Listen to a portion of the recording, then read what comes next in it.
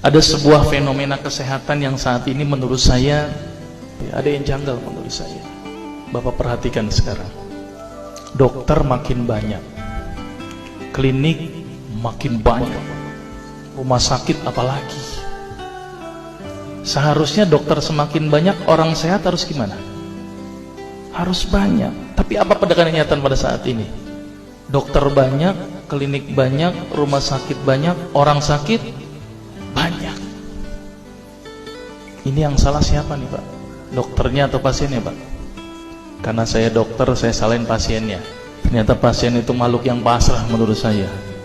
Semua yang diresepkan dokter ditelan itu tanpa mereka tahu apa ya obat yang mereka minum.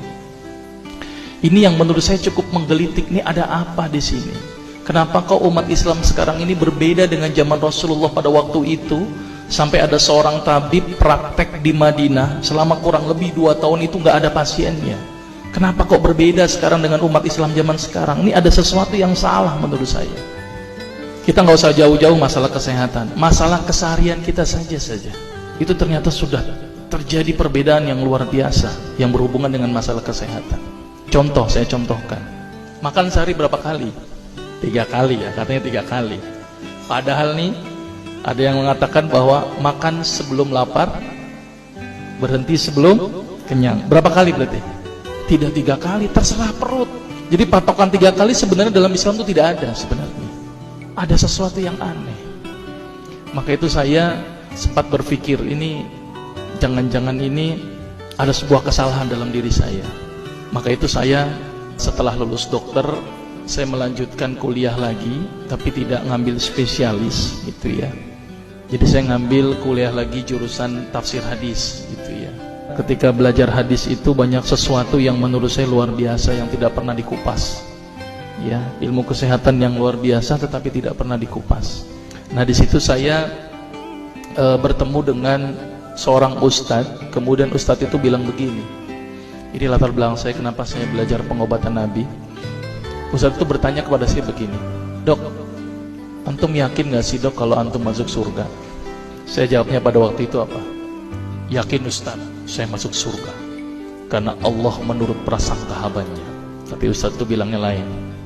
"Kayaknya antum masuk neraka deh." Waduh. Dia memberikan data-datanya ke saya. Maka saya bersyukur kepada Ustadz tersebut ya. Dia ambil pada waktu itu, mohon maaf ya, saya menyebut merek, mohon maaf.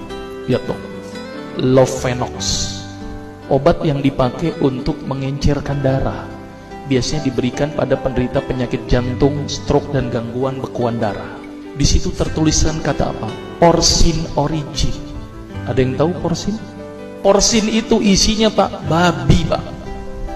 Saya bilang, waduh, berarti dok kalau antum resepin porsin satu pasien, antum telan itu obatnya, kira-kira ibadah orang tersebut diterima nggak sama Allah? Siapa yang dipersalahkan nanti? Diambil obat yang kedua, Actrapid. Apa itu? Insulin. Tulisannya apa? Human insulin. Jadi diambil dari manusia yang telah meninggal, diambil pankreasnya, insulinnya, yang menderita penyakit kanker pankreas, dibuatlah obat. Berarti dokter sudah menyuntikkan manusia ke dalam manusia. Diambil obat namanya analsik. Apa itu analsik? Obat untuk pusing. Ini di kalangan dokter sering resepin ini. Isinya apa? Antalgin dan diazepam. Makanya kalau orang minum obat ini pasti ketagihan, saya yakin. Karena kenapa? Karena mengandung diazepam. Diazepam itu apa?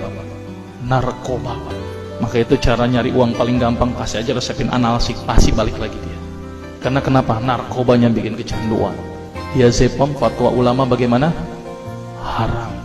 Diambil lagi obat batuk, kodein. Maka itu kita minum obat batuk langsung hilang batuknya karena kodein.